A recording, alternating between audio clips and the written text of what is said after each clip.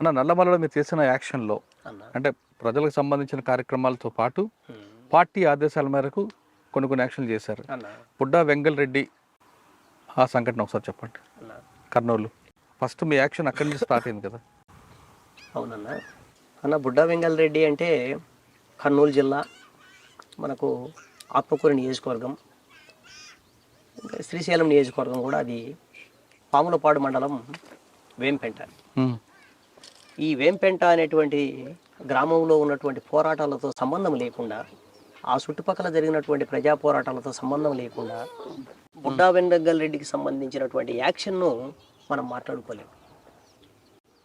బహుశా మన ఆర్గనైజేషన్ పుట్టిన దగ్గర నుంచి కంటే ముందు భాగం నుంచే వాళ్ళది ఫ్యాక్షన్ ఫ్యామిలీ.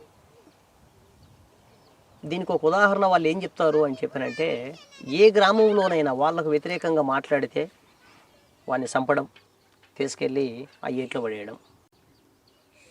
నందికొట్కూరు ఏరియా కావని ఇక్కడ కానీ, అక్కడేమో శేషానారెడ్డి వాళ్ళు, ఇక్కడేమో ఇల్లు, ఇట్లా నడుస్తూ ఉండేది.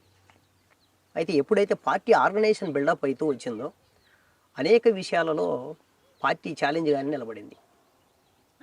అందులో వాళ్ళకు బాగా ఇబ్బందికరమైనటువంటి అంశం గ్రామ కాట. కర్నూలు జిల్లాలో మసూలు అంటారు, అంటే ఇప్పుడు మొత్తం పంట చేతికి వచ్చేటువంటి సమయం. ఈ పంట చేతికి వచ్చినటువంటి సమయంలో ఈ మసూలును అమ్ముకుంటారు. అమ్ముకున్న తర్వాత ప్రజలకు సంబంధించినటువంటి గ్రామ కాటాగా ధర్మకాట అంటారు. ఇంకా చెప్పాలంటే ఈ ధర్మకాట అనేటువంటిది గ్రామ కమిటీ నాయకత్వంలో జరుగుతూ ఉండేది. పార్టీ ఆర్గనైజేషన్ కంటే ముందు భాగం అంతా కూడా ఆ గ్రామంలోకి కొనుగోలు కోసం వచ్చినటువంటి దళాలను అడ్డం పెట్టుకొని, ఒక బస్తా మీద 20 రూపాయలు, 30 రూపాయలు, 40 రూపాయలు, 50 రూపాయలు వాళ్ళు అదనంగా పెట్టుకొని వాళ్ళు 1000 రూపాయలు సంపాదించుకునే వాళ్ళు. దాంట్లో అది ఒక ఉపాధి వాళ్ళకు, దళారి వర్గానికి. ఎప్పుడైతే పార్టీ ఆర్గనైజేషన్ అనేటువంటిది బిల్డప్ అయిందో, ఆర్థిక సమస్య, సాంఘిక సమస్య, దీంతో పాటుగా రాజకీయ సమస్య, ఇక్కడ 2 అంశాలు ఉన్నాయి. ఈ రాజకీయ సమస్య అనేటువంటిది ఆధిపత్యానికి సంబంధించిన అంశం. గ్రామ కాటాగానో 50 రూపాయల డబ్బులుగానో చూడకూడదు దాన్ని మనం ఇక్కడ. వాళ్ళ నాయకత్వంలో జరుగుతున్నటువంటి మసూలుకు సంబంధించినటువంటిది ఏదైతే తూకము కాటా ఉందో, దీన్ని తిరస్కరించి ఆల్టర్నేటివ్గా మన సంఘ నిర్మాణం ఏర్పాటు చేసింది. ఓకే. అట్లా ప్రతి గ్రామంలో, బహుశా నాకు తెలిసి ఆత్మకూరు దగ్గర నుంచి మొదలుపెట్టి ఆళ్ళగడ్డ వరకు, మన ఈ నల్లమల ప్రాంతానికి ఆనుకొని ఉన్నటువంటి మైదాన ప్రాంతంగా ఉన్నటువంటి కర్నూలు జిల్లాలో ప్రతి గ్రామంలో, మనకు బలం ఉన్నటువంటి ప్రతి గ్రామంలో ఈ సిస్టమ్ మనం ప్రైవేట్ చేసినాం.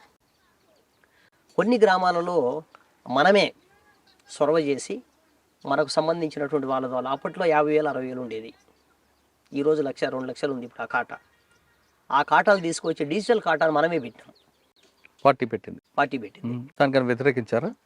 దీన్ని వాళ్ళు వ్యతిరేకించడం స్టార్ట్ చేశారు. వ్యతిరేకించాక మరి మీరు వార్నింగ్ ఇచ్చారా? వార్నింగులు అయిపోయినాయి, రకరకాల రూపం తీసుకున్నది. చివరికి మన వాళ్ళ మీద దాడులు చేయడం స్టార్ట్ చేశారు.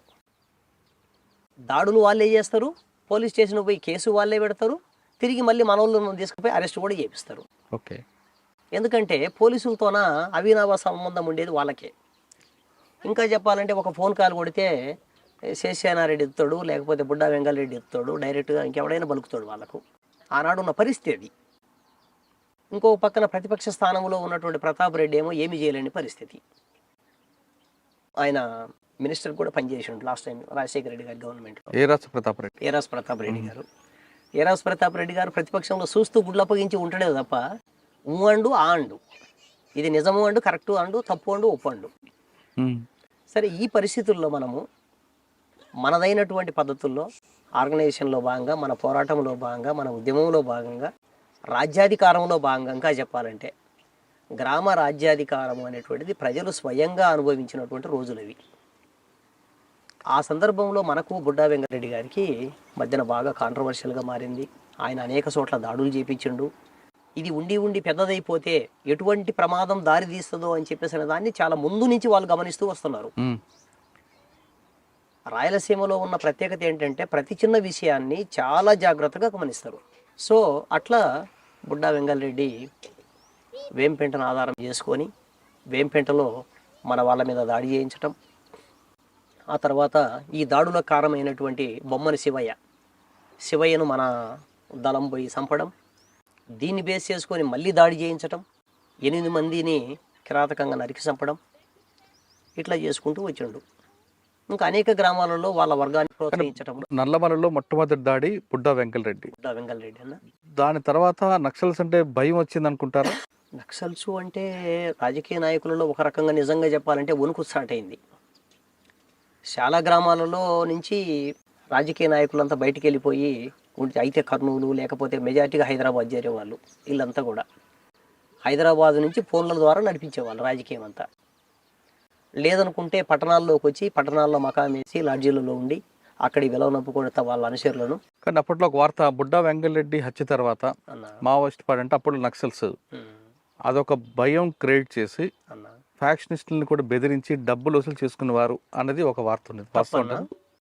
తప్పు, ఘంటాపదంగా ఖండించగలం దాన్ని. ఏ రోజు కూడా ఏ ఫ్యాక్షనిస్టును కూడా నక్సలైట్ పార్టీ డబ్బులు డిమాండ్ చేసిన పాపాన పోలేదు. కాంట్రాక్టర్లు తప్పు. అది కాంట్రాక్టర్ల దగ్గర ముక్కుబిండి వసూలు చేస్తాం. కాంట్రాక్టర్లు అనేటువంటి వాళ్ళు అడవిలోకి వచ్చి అడవి సంపదను తీసుకుపోతున్నారు, బయటికి లక్షల రూపాయలు సంపాదిస్తున్నారు. సో అందులో భాగంగా ఒక పక్కన కూలీ రేట్లు పెంచుతాం. అంటే కాంట్రాక్టర్లు మాత్రం బెదిరించేవారు. బెదిరింపు అనేటువంటి దాని అర్థం కంటే కూడా ఇంకా దాన్ని ఏ అర్థంలో మీరు మాట్లాడతారనేటువంటి దాన్ని పక్కన పెడితే ముక్కుపండి వసూలు చేసేవారు. ఒక రకంగా చెప్పాలంటే వాళ్ళకు ఘంటాపదంగానే చెప్పేవాళ్ళం, ఇది పార్టీ పన్ను కట్టాలి, పార్టీ కోసం ఇది అవసరము ఆర్గనైజేషన్లో భాగంగా అని అర్థం చేయించే వాళ్ళకి అర్థం చేయించే వాళ్ళము. గట్టిగా డిమాండ్ చేయాల్సి వచ్చిన అర్థం కాని వాళ్ళకి అర్థం చేయించే వాళ్ళం. ఇంకొక రూపాలలో ప్రజలు ఏం చేయాలో వాళ్ళకి తెలుసు, వాళ్ళు దాన్ని తగ్గట్టు చేస్తారు. అన్న, బుడ్డా వెంకటరెడ్డి హత్య తర్వాత మీరు చేసిన మరో పెద్ద ఆపరేషన్ చెప్పండి. అదే నేను ఇందాకనే చెప్పినానన్న, నల్లమల చుట్టూతా పార్టీ తీసుకున్నటువంటి సాధారణంగా ప్రతి నిర్ణయంలో ఏదో ఒక రూపంలో నేను ఉంటూ వచ్చాను. ఓకే, నల్లమల దాటిన తర్వాత శేషాచలం అడవులు, అలిపిరి, చంద్రబాబు నాయుడు గారి అటాక్ ప్లాన్ ఎవరిది, పాత్ర ఎవరిది, సూత్రధారులు ఎవరు? సాధారణంగా పోలీసులు చెప్పేటప్పట్లో శేషన్నతో పాటు మీరున్నారనేది. అసలు వాస్తవంగా ఆ రోజు ఏం జరిగిందండి?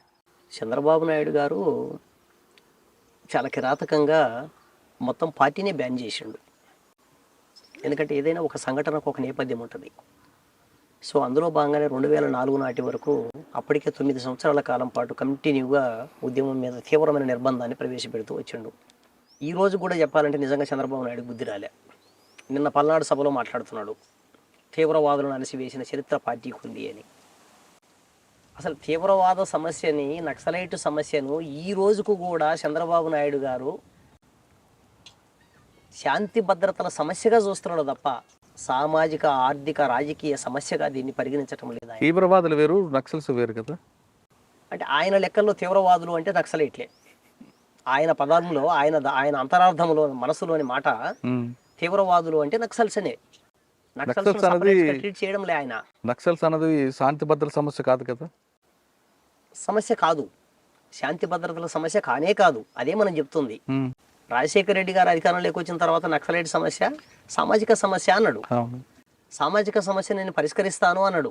సో చంద్రబాబు నాయుడు గారు ఘంటాపదంగా ఆయన ఫిలాసఫీలో భాగంగానే నక్సలైట్ సమస్య అనేటువంటిది హింసాత్మకమైన సమస్య ఆయన లెక్కల్లో. సమాజంలో ఒక ప్రమాదకారులు సమాజానికి. కాబట్టి నక్సలైట్ సమస్యను శాంతి భద్రతల సమస్యగానే పరిగణించాలి, హింసతోనే అణిసివేయాలి. ఇది ఫిలాసాఫికల్గానే ఆయన నక్సలైట్ సమస్యను వ్యతిరేకిస్తున్నాడు. అసలు నక్సలైటు ఏం కోరుకుంటున్నాడు అనేటువంటి దాన్ని వినకుండానే వ్యతిరేకించే మనస్తత్వం ఆయన అలవాటు చేసుకున్నాడు అట్లా. సో ఆనాడు 9 సంవత్సరాల కాలం పాటు ఆయన ఏదైతే అనుకున్నాడో అనుకున్న దానికి తగ్గట్టుగానే మొత్తం సమస్యను ఆ రకంగా అంటే ఆయన అనుకోవడం కాకుండా పార్టీ కూడా అటువంటి కార్యక్రమాలు చేపట్టింది కదా 9 సంవత్సరాల్లో. రాజకీయ నాయకులని మీద దాడులు చేయడం, ప్రభుత్వ ఆస్తులను దగ్ధం చేయడం అనేది. మరి అది అప్పట్లో లాండ్ ఆర్డర్ సమస్యగానే ఆయన పరిగణించుకోవడము. వాస్తవంగా అప్పటికి పార్టీ ఉధృతమైనటువంటి పరిస్థితుల్లో ఆర్గనైజేషన్ బిల్డప్మెంట్ అనేటువంటి ఆ స్థాయిలో ఉంది కాబట్టి అనేక రకాల పోరాటాలు ముందస్తుకు వచ్చినాయి.